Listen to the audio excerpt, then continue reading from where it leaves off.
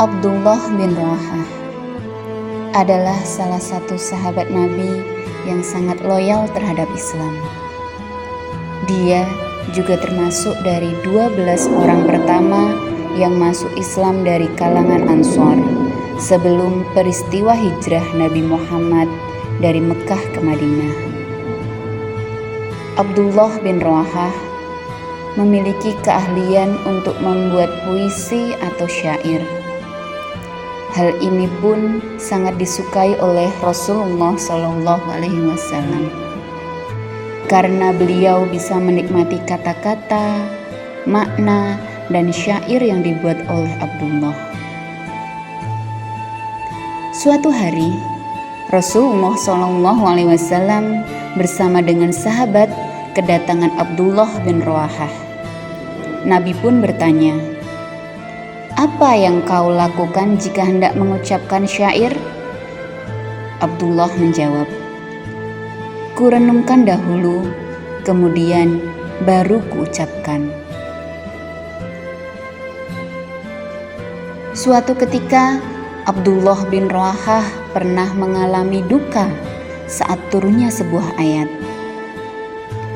Dan para penyair, banyak pengikut mereka orang-orang sesat. Quran Surat Asy-Syu'ara ayat 224.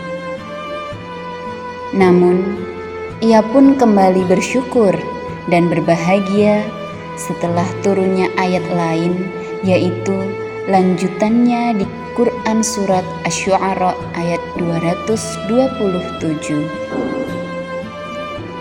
Kecuali orang-orang penyair yang beriman, beramal soleh, banyak ingat kepada Allah dan menuntut bela sesudah mereka dianiaya. Rasulullah SAW pun seringkali memotivasi Abdullah bin Rawahah untuk lebih tekun membuat syair-syair atau puisi semenjak ia masuk Islam. Kemampuannya ini menjadi salah satu bentuk syiar dan perjuangan Islam di masa Nabi Muhammad SAW. Abdullah bin Rawahah bukan saja mampu membuat syair, namun ia adalah sosok yang sangat jujur dan dikenal tegas. Suatu hari, Rasulullah pernah memberikan tugas kepadanya untuk melakukan cek atas harta benda masyarakat di Khaybar. Tujuannya adalah untuk keperluan penarikan pajak atau jizyah bagi penduduk non-muslim yang ada di sana. Memang, wilayah Khaybar adalah tempat tinggal kebanyakan kaum Yahudi. Abdullah bin Rawahah pun mendatangi wilayah Khaybar. Di sana, ia pun melakukan pemeriksaan dan menaksir berapa harta milik masyarakat. Salah satunya adalah jumlah kurma yang masih tergantung di atas pohon. Sesuai dengan kesepakatan, masyarakat Khaybar harus membayar jizyah karena telah tinggal di wilayah kekuasaan Islam. Maka peraturan pun harus ditegakkan. Saat sedang memeriksa jumlah kurma, ada di antara masyarakat Khaybar yang berusaha mencoba memberikan suap kepada Abdullah. Ada beberapa yang menawarkan perhiasan dengan harapan Abdullah bisa mengurangi jumlah taksiran atau pajak yang harus diserahkan oleh mereka. Walaupun diiming-imingi oleh harta dan perhiasan, Abdullah bin Rawahah pun secara tegas menolak suap yang ditawarkan kepadanya.